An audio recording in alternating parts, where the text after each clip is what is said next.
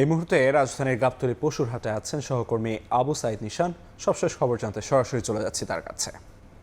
শেষ মুহূর্তের বেচাকেনা আমরা এই মুহূর্তে আছি গাবতলীর পশুর হাটে। এখানে আমরা খামারি এবং ব্যাপারীদের সাথে কথা বলে যেটা জানতে পেরেছি যে গাবতলীর পশুর হাটে কিন্তু পর্যাপ্ত গরু রয়েছে এবং পর্যাপ্ত গরু থাকার পরেও কিন্তু এখানে ক্রেতা সমাগম খুবই কম এবং তারা বলছেন যে শেষ মুহূর্তের যে বেচাকেনা সেখানে তারা যে আশা করেছিলেন সেখানে আসলে দামের যে ধস নেমেছে সেই ধসের জায়গা থেকে কিন্তু তারা আসলে চিন্তার ভাঁজ পড়েছে তাদের মধ্যে এবং তারা শঙ্কা করছেন যে তাদের যে গরু তারা গাবতলী পশুর হাটে নিয়ে এসেছেন বিক্রির জন্য সেটি হয়তো অবিকৃত অবস্থায় তাদেরকে আবার ফেরত নিয়ে যেতে হতে পারে এবং সেই জায়গা থেকে আমরা এখানে যে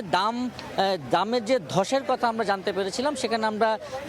বিক্রেতাদের সাথে কথা বলে যেটা জানতে পেরেছিলাম যে তারা বলছেন যে গরুর দাম আসলে 1,20,000 ছিল সেটি এখন 60-70 হাজারেও ক্রেতারা কিনছেন না এবং সেই দামটা কিন্তু আসলে এই পর্যায়ে নেমে গিয়েছে। প্রায় 50 থেকে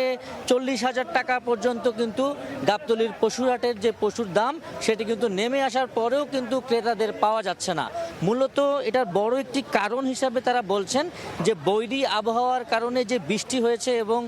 যে পুরো গাবতলীর পশুর হাটে কিন্তু এখনও কর্দমাক্ত অবস্থায় আছে এবং সেই জায়গা থেকে কিন্তু ক্রেতাদের আগমন খুব একটা দেখা যায়নি এবং আমরা কিন্তু এই গাবতলীর হাট পরিদর্শন করে যেটা দেখেছি যে এখনও পর্যন্ত পিকআপ এবং ট্রাকে করে পর্যাপ্ত গরু কিন্তু গাবতলীর হাটে আসছে এবং অনেক গরু আবার পিকআপ এবং ট্রাকে করে কিন্তু ফেরতও যাচ্ছে এবং এই যে পর্যাপ্ত গরু থাকার পরেও আসলে বিক্রেতারা এবং যারা খামারি রয়েছেন ব্যাপারীরা রয়েছেন তারা কিন্তু আসলে এই ঈদুল আজহা রাত পোহালে এই যে ঈদুল আজহা সেখানে তারা ঈদ কিভাবে করবেন সেটি নিয়েও কিন্তু তারা শঙ্কা প্রকাশ করছেন এবং সেই শঙ্কা থেকে কিন্তু আমরা দেখতে পাচ্ছি যে তারা অনেকেই দুশ্চিন্তাগ্রস্ত হচ্ছেন যে তাদের যে ঈদুল আজহার যে কোরবানি যে কোরবানির যে আশা ছিল সেটি কিন্তু তারা এখনো পর্যন্ত তারা কিন্তু শঙ্কায় আছেন যে তারা কিভাবে আসলে ঈদ উদযাপন করবেন এবং এই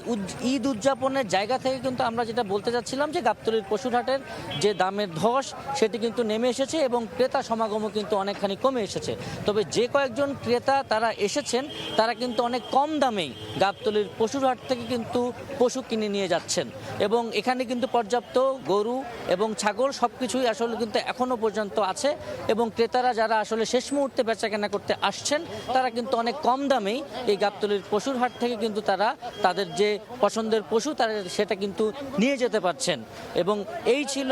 গাবতলীর গরুর হাট থেকে আমার কাছে সর্বশেষ সংবাদ। গাবতলী পশুর হাট থেকে সবশেষ খবরাখবর জানাচ্ছিলেন সহকর্মী আবু সাইদ নিশান।